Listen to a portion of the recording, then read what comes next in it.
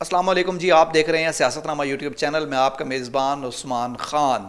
آج کی ویڈیو کے اندر کچھ بڑی بڑی اہم ڈیولپمنٹس ہیں جو کہ آپ کے ساتھ جلدی جلدی شیئر کرتے ہیں۔ پہلی بڑی خبر جو ہے وہ ہے خان صاحب کے جو بیٹے ہیں قاسم اور سلیمان، وہ واپس لندن روانہ ہو گئے ہیں۔ جمعرات والے دن یہ آئے تھے اور صاحبزادے اپنے والد کے پاس تھے اور بڑی ہائی سیکیورٹی کے اندر ان کو روانہ کیا گیا ہے، کیونکہ ان پر بھی حملے کا جو ہے وہ ایجنسیز نے رپورٹ جاری کی ہے، خطرے کے لیے ان کو بھی الرٹ جاری کیا گیا تھا۔ اور دوسری بڑی چیز جو ڈیولپمنٹ سامنے آئی ہے وہ ہے شہباز شریف کو کووڈ ہو گیا ہے، کرونا پازیٹیو ہو گئے ہیں وزیر اعظم پاکستان شہباز شریف صاحب، اور اس کی اطلاع دی ہے مریم اورنگزیب صاحبہ نے، وزیر اطلاعات ہیں۔ اور آپ کو بتائیں کہ اس سے پہلے بھی شہباز شریف کرونا وائرس میں پازیٹیو آ چکے ہیں، اور ابھی کی جو کرنٹ سچویشن ہے ابھی دوبارہ سے وہ کرونا پازیٹیو ہیں اور انہوں نے اپنی جو ہیں وہ تمام تر سرگرمیاں ترک کر دی ہیں۔ خان صاحب کے حوالے سے دو بڑی اہم ڈیولپمنٹس ہیں، دو بڑی اہم چیزیں ہیں، دیکھیں ان کو سمجھنا ہے۔ پہلی چیز ہے جے آئی ٹی جو بنی ہے اس نے کام کرنے سے انکار کر دیا ہے۔ اب جو تحقیقاتی کمیشن بنایا گیا ہے، جو جوائنٹ انویسٹیگیشن کمیٹی جو ہے وہ بنائی گئی ہے، اور اس نے جو ہے وہ جے آئی ٹی نے اپنے جو کارروائی کرنے سے انکار کیا ہے وہ کیوں کیا ہے، اس کے پیچھے کچھ وجوہات ہیں، وہ وجوہات آپ کو سمجھائیں گے ڈیٹیل کے اندر تاکہ آپ کو پتہ لگے کہ چیزیں کس طرف جا رہی ہیں۔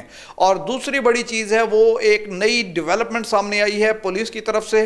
گجرانوالہ پولیس نے ایک انکشاف کیا ہے کہ جو معزم جو کہ شہید ہوا تھا اس فائرنگ کے معاملے میں، جب خان صاحب پر حملہ ہوا تھا، وہ اس پسٹل سے اس کو گولی لگی ہی نہیں ہے جو پسٹل نوید کے پاس تھا۔ یہ بڑا سوالیہ نشان ہے، اور یہاں پر ایک بڑی جو ہے وہ ایک نئی جو پیچیدگی ہے اس کیس کو دینے کی کوشش کی جا رہی ہے، کیونکہ جو پولیس کے مطابق نوید کے پاس پسٹل تھا وہ 9mm تھا، اور جو گولی لگی ہے معزم کو وہ گولی کسی رائفل سے یا کسی کلاشن کوف سے لگی ہے۔ اس گولی کا سائز بڑا تھا، جو پسٹل ندیم کے پاس تھا اس ندیم کے پسٹل کی گولی سے اگر اس کو گولی لگتی تو دو چیزیں ہیں جو پوسٹ مارٹم رپورٹ میں سامنے آئی ہیں۔ ایک تو گولی کا سائز جو ہے نا وہ چھوٹا تھا، اور معزم کے جو سر میں سوراخ ہے وہ بہت بڑا ہے۔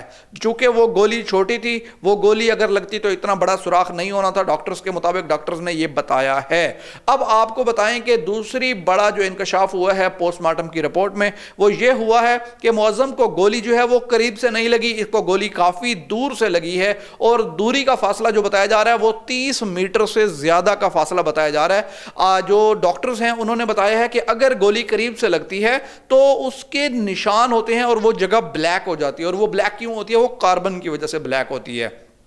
اب دیکھیں، سمجھیں اور کوشش کریں، اگر گولی لگی قریب سے تو اس کے اس جگہ پر جہاں سے گولی جسم میں داخل ہوئی، سر میں داخل ہوئی، تو وہاں پر جو ہے وہ بلیک نشان ہونے چاہیے تھے، لیکن نہیں تھے۔ یہ گولی دور سے لگی ہے ڈاکٹرز کے پوسٹ مارٹم رپورٹ کے مطابق، اور پوسٹ مارٹم رپورٹ میں ہر چیز کلیئر ہو جاتی ہے۔ اور دوسری بڑی جو چیز ہے جس کا انکشاف ہوا ہے کہ وہ گولی جب لگی اس کے جسم کے اندر، اس کے سر کے اندر، تو وہ دوسری سائڈ سے نکل گئی جسم سے، اور گولی جو ہے وہ اتنے پریشر سے تھی کہ وہ گولی جو ہے وہ جسم میں جو ہے وہ اس نے جاتے ہی، پینیٹریٹ ہوتے ہی، اس کی جو ڈیتھ ہے، جو وجہ ہے، وجہ موت، وہ ہے اس کا ہارٹ اٹیک۔ ڈاکٹرز بتا رہے ہیں کہ گولی لگتے ہی اس کا ہارٹ اٹیک ہوا اس کو، اور اس ہارٹ اٹیک کی وجہ سے اس کو موت ہوئی۔ لیکن ڈاکٹرز نے ساتھ پوسٹ مارٹم رپورٹ میں یہ بھی بتایا ہے کہ اگر معزم کو ہارٹ اٹیک نہ بھی ہوتا تو بھی گولی دماغ میں لگنے سے اور دوسری سائڈ سے نکلنے سے اتنا ڈیمیج ہو چکا تھا کہ اس کی موت ویسے ہی دماغی گولی لگنے سے بھی واقع ہو سکتی تھی۔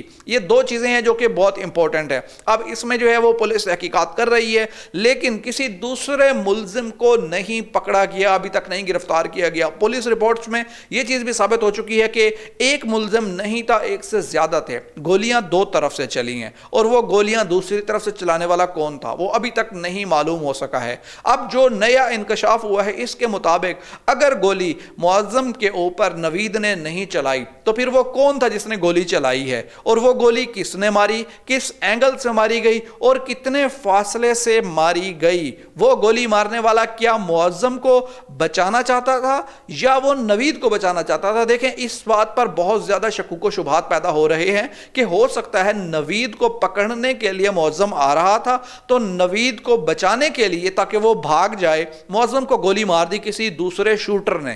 یہ سوال بھی پیدا ہوتا ہے. اور دوسرا اہم سوال یہ بھی پیدا ہوتا ہے کہ وہ گولی یا تو نوید کو مارنی تھی اور معظم آگے آ گیا اور معظم کو لگ گئی. اس طرح کے شکوک و شبہات اس کیس کو پیچیدگی کا رنگ دے رہے ہیں اور یہ کیس مزید سے مزید تر پیچیدہ ہوتا جا رہا ہے.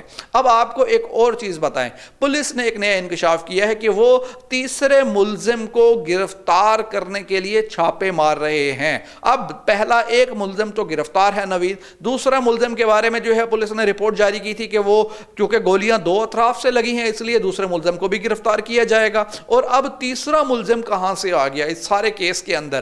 سمجھنے کی کوشش کریں. ہو کچھ یوں رہا ہے کہ کیس کو کسی طرح پیچیدہ کیا جا رہا ہے, سچ اور جھوٹ کو مکس کیا جا رہا ہے.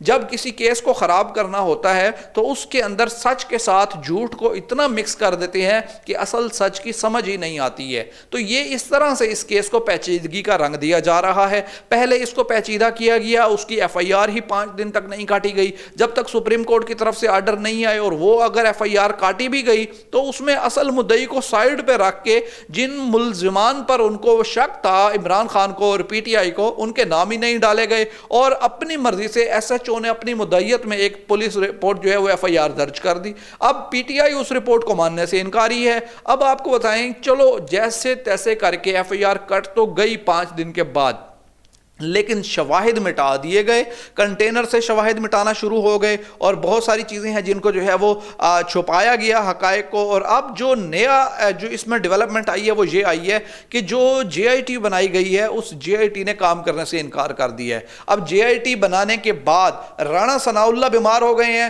اب اس کے علاوہ جو آئی جی پنجاب ہیں وہ چھٹی پر چلے گئے ہیں, ایکس پاکستان لیو پر 14 دن کے لیے وہ جو ہے وہ عمرے کی ادائیگی کے لیے پاکستان سے باہر چلے گئے ہیں. شہباز شریف صاحب بھی جو وزیر اعظم پاکستان تھے وہ اتنے دنوں جب چونکہ ملک کے اندر اس طرح کے حالات پیدا ہو گئے تھے اور اس کے باوجود وہ مصر کے دورے پہ چلے گئے, چین چلے گئے اور پھر اس کے بعد وہ لندن چلے گئے اور لندن کے اندر 4 دن کی ملاقاتیں کرنے کے بعد وہ اب پاکستان آئے ہیں. اور اب پاکستان آنے کے بعد اب ان کو کورونا ہو گیا اور اب وہ پھر وہ چھٹی پہ چلے گئے ہیں.